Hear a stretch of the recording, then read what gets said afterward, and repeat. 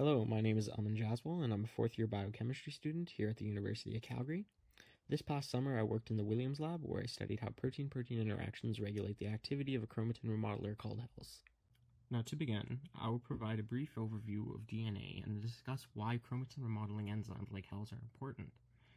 If you stretched out all the DNA from one human cell, it would extend approximately 6 feet in length. Now, imagine fitting the rope the length of a mountain into something the size of a backpack. That's essentially the challenge the cell faces, packing an enormous length of DNA into a tiny nucleus. So how can cells do this? The answer to this is chromatin. Chromatin is DNA wrapped around histone proteins, which is then folded into higher order structures. This lets the cell fit the entire genome into the tiny nucleus, thus solving the packaging problem. But it comes at a cost. The DNA is now much harder to access, so processes like gene expression or DNA repair are inhibited. This is where chromatin remodeling enzymes like HELS come in, as they can reposition, eject, or replace nucleosomes to regulate DNA accessibility when given ATP. HELS, which is sometimes called LSH, is a member of the SNF2 family of chromatin remodelers, and it utilizes ATP to slide nucleosomes along DNA, thereby regulating its accessibility. Beyond its normal cellular functions, HELS is overexpressed in cancers like glioblastoma and pancreatic cancer, making it an important protein to study. Now, thus far, several things are known about HELS.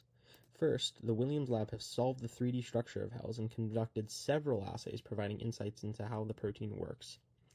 We also know that HELS remodels nucleosomes faster when in the presence of another protein, CDCA7, and then we also know that it can interact with several proteins within the cell, many of which were studied in this analysis. This raises the question, is HELS activation unique to CDCA7, or can other interacting proteins also regulate its activity? To test this, I cloned and purified the CTIP protein, which is one of HELS's interactors, and used other available proteins to examine binding and their effects on HELS's activity. To begin with the experiment, I first needed to design a construct of CTIP that could be expressed and purified for assays. To achieve this, I used an AI model to predict the regions of CTIP most likely to interact with HELS and designed a smaller construct that only included these regions rather than attempting to express the entire CTIP protein. Now, one obvious question is, why not use the full-length CTIP? The reason for this is the CTIP protein is very large, unstable, and difficult to express in bacteria, so just testing the predicted helix made the experiment feasible. Once I decided on a protein construct, I needed to convert that design into DNA that the E. coli could read. There's a complex process that I followed, but the general idea is to insert my gene into a plasmid, which is then introduced into the bacteria. Once it's introduced, the bacteria could act as a protein factory and produce my CTIP protein. Once the bacteria had produced my protein, it was time to purify it away from all the other native proteins and other cellular material.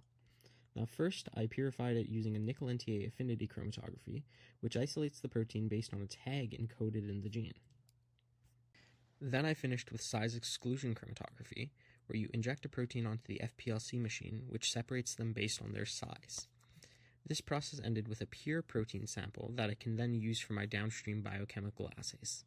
The first assay I conducted were to determine binding between CTIP and HELS. I began with an MBP pull-down assay, where CTIP was fused to a tag and tested to see if it can pull the HELS down with it. The second assay used size exclusion chromatography to determine if CTIP and HELS formed an interaction and eluted from the column at a different time from the proteins ran alone. In both cases, I saw no evidence of stable CTIP-HELS complex formation, although it may be possible that CTIP influences ATPase activity without forming a stable complex. To test this and directly answer my research question, I measured changes in ATPase activity in response to these proteins using an NADH-coupled ATPase assay.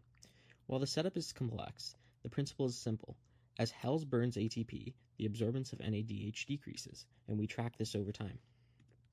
The results of this assay showed that CDCA7 clearly increased HELS activity, which was known in the literature, that CTIP had no effect, and that there were slight increases seen with PRMD9 and E2F3, which were likely to be due to random variation, which was confirmed with other assays. In conclusion, CTIP did not bind or activate HELS, while CDCA7 stood out as the only strong activator, suggesting that the regulation of HELS may be highly specific. Future work may center on the biological context behind these interactions. I'd like to thank my supervisors, Dr. Gareth Williams and Dr. Wilson Narte, as well as Dr. Nicholas Ting for their support, and acknowledge NSERC and CIHR for funding this project. Thank you all for listening.